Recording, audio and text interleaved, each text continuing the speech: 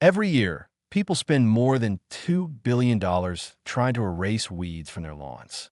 They buy herbicides, selective weed killers, pre-emergent treatments, and sprays designed to make every yard look perfect, clean, controlled, and empty of anything wild. At the same time, another crisis keeps getting worse: antibiotic resistance. More than 1.2 million people die every year from infections that no available medicine can treat effectively.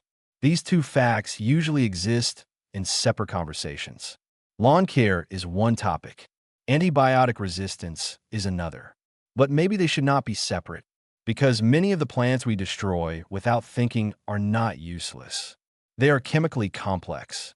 Some of them contain compounds that researchers have studied for antibacterial, antifungal, anti-inflammatory, and wound-healing properties. These plants have survived drought, frost, poor soil, mowing, pulling, and chemical attack. They grow in cracks, lawns, fields, garden beds, and forgotten corners. And many traditional medical systems, separated by distance and culture, use these same plants for similar purposes. Today, I want to walk through 12 common weeds that may change the way you look at your yard. This is not a call to replace doctors or modern medicine. It is not medical advice, but it is a reminder that the natural world is far more intelligent, useful, and layered than we often assume. We will begin with the more modest plants and move toward the most remarkable ones. 12. Cleavers, the quiet lymphatic plant. Cleavers is the sticky plant that grabs onto your clothes when you walk through tall grass. Many people know it only as an annoying weed. Its tiny hooks cling to jackets, socks, and even pet fur. But historically, it had a very different reputation.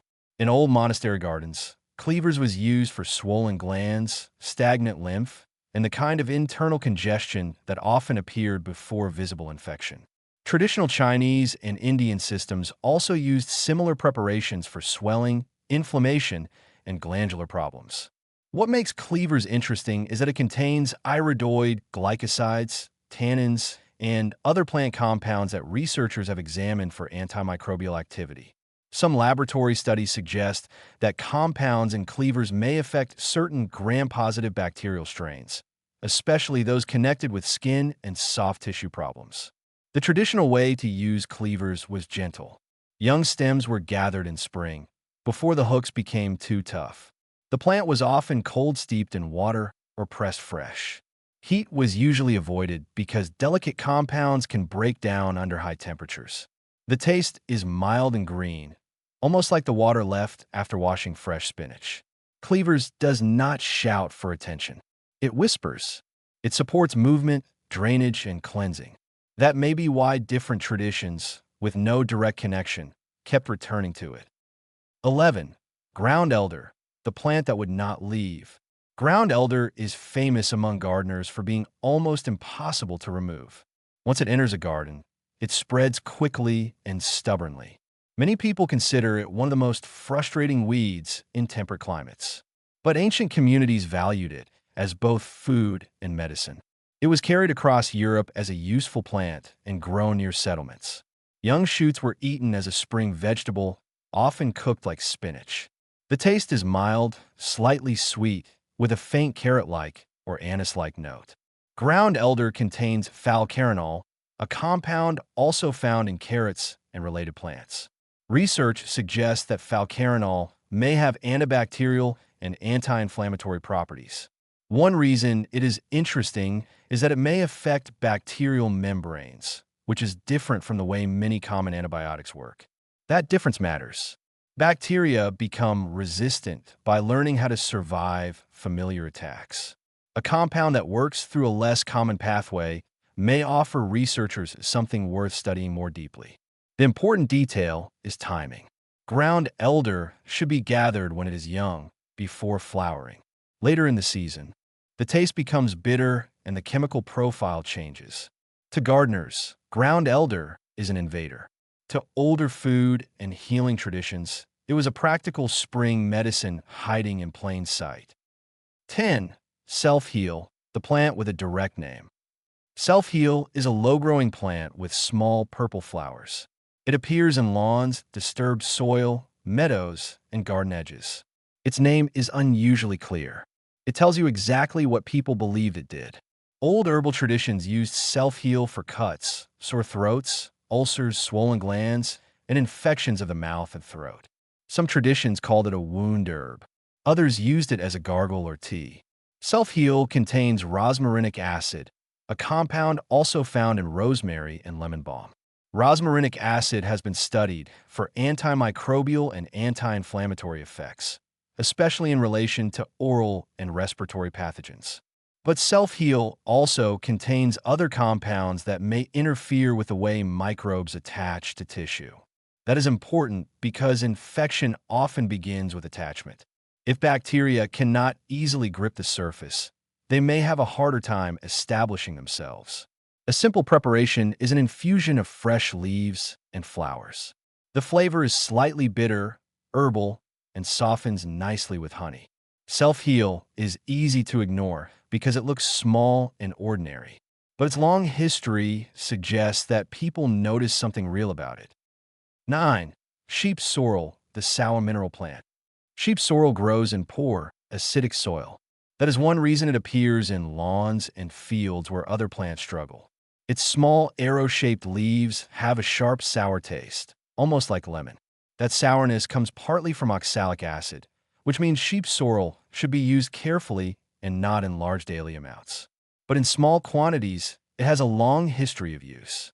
Traditional communities use sheep sorrel for fevers, digestive discomfort, and inflammatory conditions. It contains anthraquinones, including compounds that have been studied for antibacterial activity. It also contains flavonoids such as vitexin and isovitexin, which researchers have examined in relation to certain gut pathogens. The plant also provides vitamin C and minerals, which may explain why it was valued in difficult conditions. The best way to think of sheep sorrel is as a sharp, concentrated plant. A few leaves in a salad can brighten the flavor. A small infusion may be used occasionally, but more is not always better. Its strength is in moderation. 8. Wood sorrel, the forgotten wound washer. Wood sorrel is often confused with sheep sorrel, but it is different. It has delicate clover-like leaves and usually grows in cool, damp shade. Its leaves fold at night, almost as if the plant is sleeping. The taste is clean, sour, and refreshing. Older traditions use wood sorrel as a wound wash and cooling herb. It contains vitamin C and astringent tannins. Tannins can tighten tissue and help create an environment less friendly to some microbes. The key preparation detail is simple. For wound washing, cold extraction is better than boiling. Heat can damage delicate compounds. Crushing fresh leaves and pressing the juice into a clean cloth was one traditional way to use it externally. Wood sorrel is gentle, beautiful, and easy to overlook. Many people pull it from shaded beds because they see only a weed. But for earlier healers, it was a small green tool for cleaning, cooling, and calming irritated tissue. 7. Plantain, the natural bandage. Plantain is one of the most important plants on this list. Not the banana-like fruit, but the broad-leafed or narrow-leafed weed that grows in compacted soil along paths, driveways, and sidewalks. It is everywhere. Old traditions called it a wound plant, a drawing plant, and a natural bandage. It was used for bites, stings, cuts, irritated skin, and slow-healing wounds. Plantain contains aucubin, an iridoid glycoside that has been studied for broad antimicrobial effects.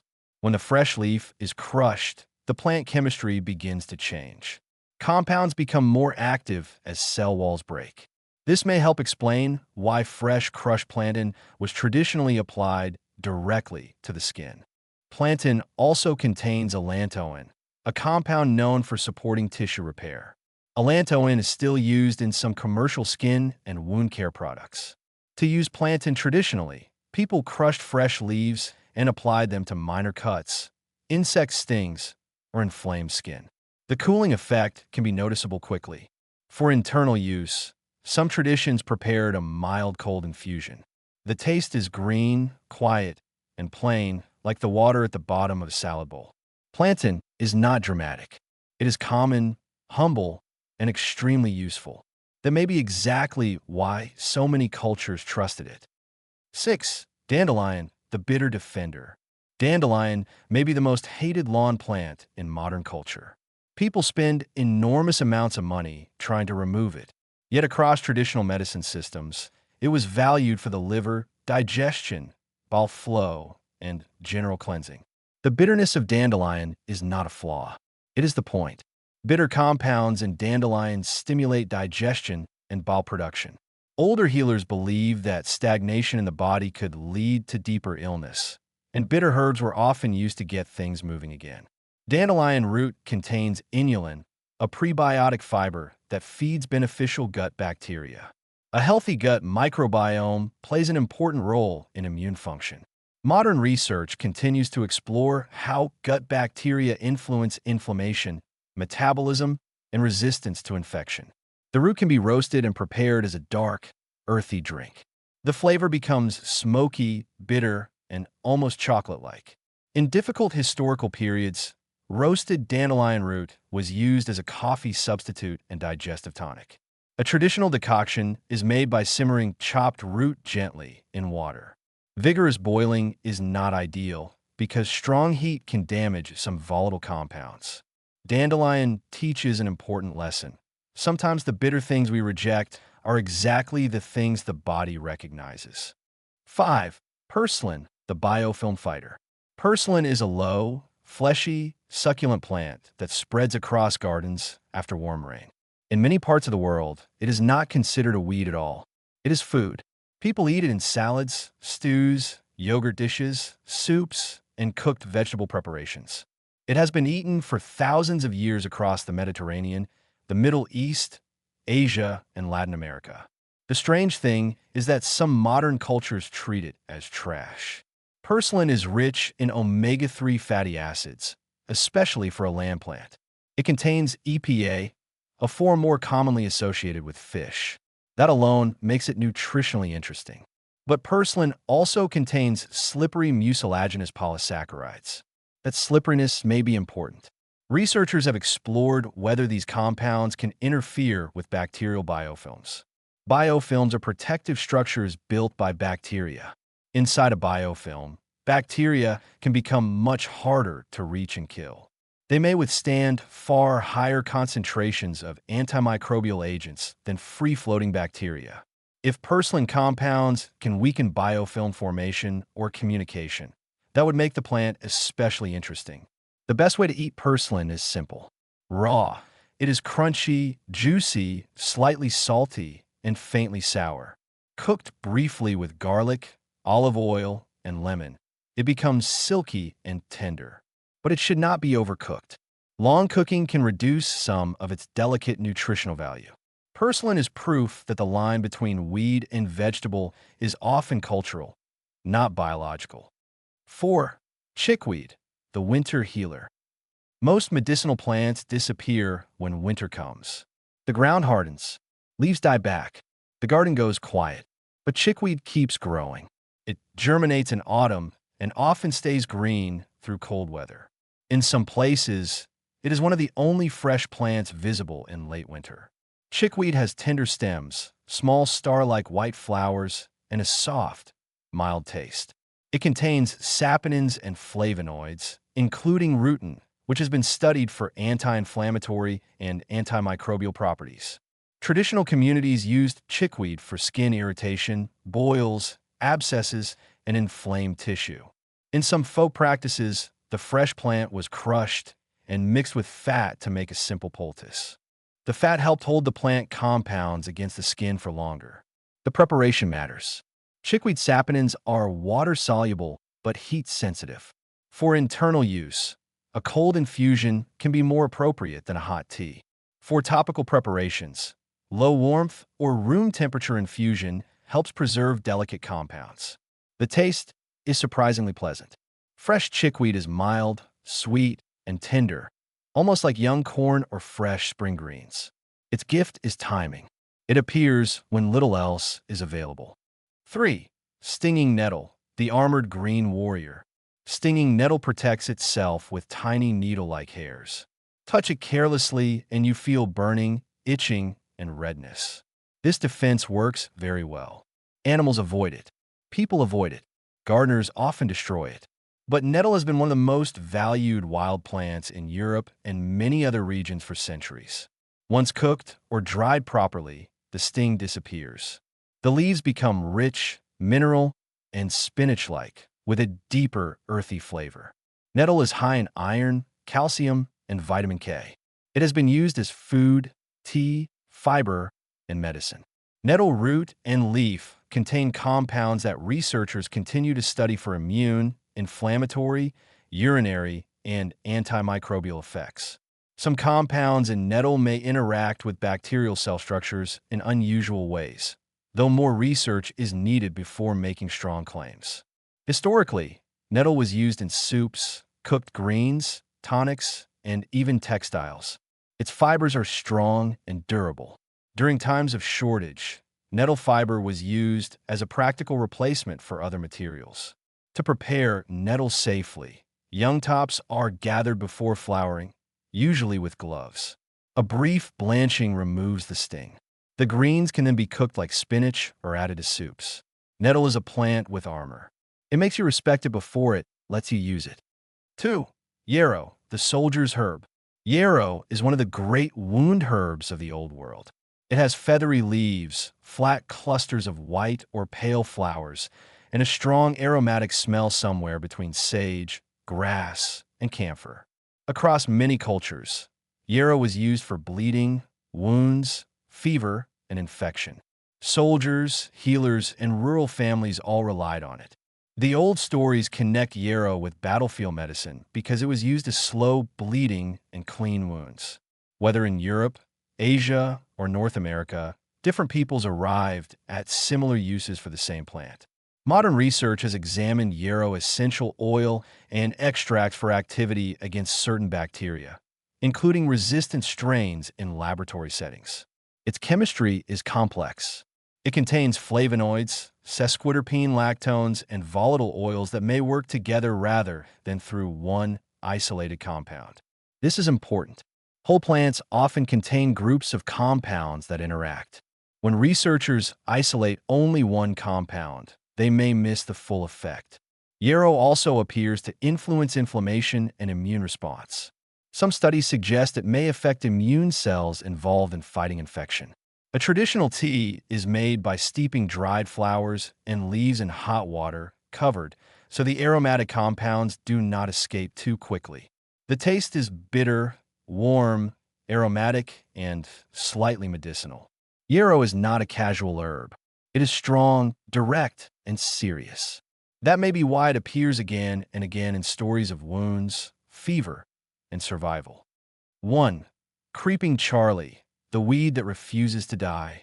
Creeping Charlie, also called ground ivy, is one of the most stubborn lawn weeds.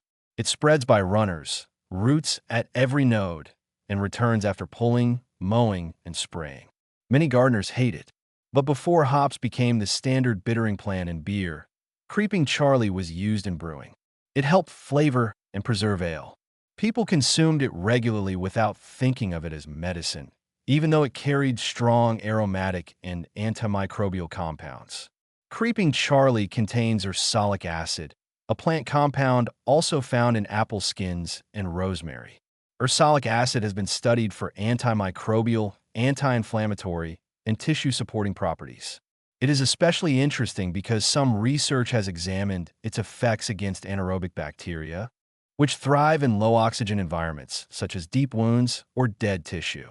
Traditional healers use ground ivy for stubborn wounds, ulcers, respiratory problems, and slow-healing skin issues. The old descriptions often speak of driving out corruption and bringing life back to damaged flesh. In modern language, we might say they noticed both cleansing and tissue-supporting effects. Creeping Charlie can be prepared as a gentle infusion using warm, not boiling, water. Its flavor is unusual, minty, herbal, slightly bitter, and forest-like. Since it belongs to the mint family, the flavor makes sense, but it has a deeper, darker quality than common mint. For external use, a strong cold infusion was sometimes used as a wash for irritated or slow-healing skin. Creeping Charlie does not ask for help. It does not need rich soil, watering, or protection. It survives almost everything. Maybe that is why earlier people respected it. Why preparation matters. The most important lesson from all these plants is not just that they exist. It is that preparation matters. Plant compounds are fragile. Some dissolve best in water. Others need fat or alcohol. Some are damaged by boiling. Some oxidize when dried at high heat. Some are strongest only in young leaves, fresh roots, or specific seasons. This may explain why traditional knowledge can be difficult to test in modern laboratories. A researcher may study the correct plant but use the wrong extraction method. The result may look weak, even if the traditional preparation was effective. A leaf crushed fresh is not the same as a dried powder. A cold infusion is not the same as a boiled tea. A fat-based preparation is not the same as a water extract. The plant is only half the knowledge. The other half is knowing how to work with it. Final reflection. These 12 plants are not rare. They are not exotic. They're not expensive. Most of them grow close to homes, sidewalks, fences, lawns, and garden beds. We have spent generations calling them weeds. But maybe a weed is sometimes just a plant whose value we forgot. This does not mean we should reject modern medicine. Antibiotics, surgery, emergency care, and professional treatment save lives. But it does mean we should be more humble about the natural world. The plants we pull, spray, and curse may contain chemistry that took thousands of years to develop. They may hold clues for future medicines. They may remind us that older traditions were not always superstition. Sometimes they were careful observation expressed in a language available at the time. So the next time you see plant in the driveway, dandelion in the lawn, chickweed in winter soil, or creeping Charlie spreading through a shaded corner, pause before you destroy it. You may be looking at a problem, or you may be looking at a pharmacy.